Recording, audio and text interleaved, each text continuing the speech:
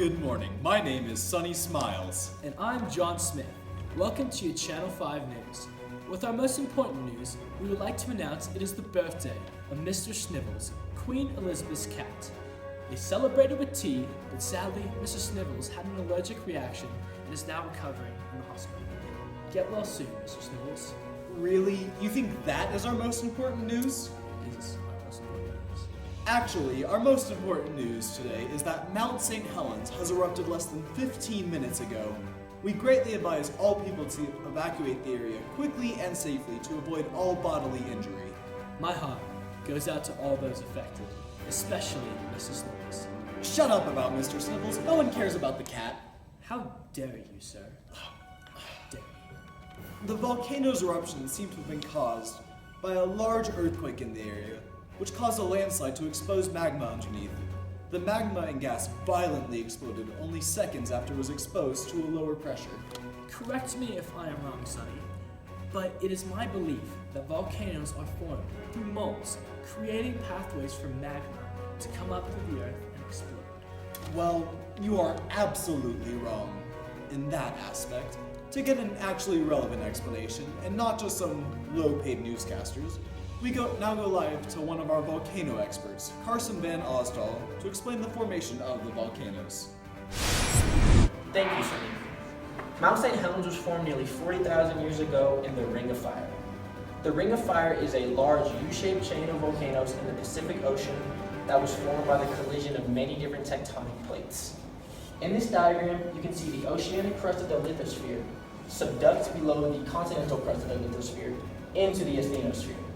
So once the oceanic crust enters the asthenosphere, the rock begins to melt and it will mix with water vapor, rising to the surface and creating volcanoes. The process of the magma rising happens for thousands of years and is what causes the volcanoes to get bigger and bigger. So another way that volcanoes are formed is by hotspots, which are not typically found on plate boundaries. So a hotspot is in the upper mantle with very high heat and low pressure that melts the rocks of the lithosphere, causing it to rise to the surface and form volcanoes. Once the plate tectonics drift over a hotspot, it forms a chain of volcanoes, and this is how Hawaii was formed. That's all I have for you. Thank you, and now back to you, Sunny. Well, thank you, Carson. I like my mole theory, but I'll keep in mind what you have said. Of course you will. Well, back to Mount St. Helens, it is now being reported that a dense mass of ash, lava, and stone, otherwise known as a pyroclastic flow, is coming out of the volcano. This is extremely dangerous and releases toxic gases into the air. And now it appears as if an enormous ash plume has formed. Reports have this ash reaching over 12 miles high. This cannot be good for the area. And to talk about what will actually happen in the area surrounding and the possible effects it will have afterwards, we now go live to our other volcano expert, Alfonso Ortiz. Thank you for having me.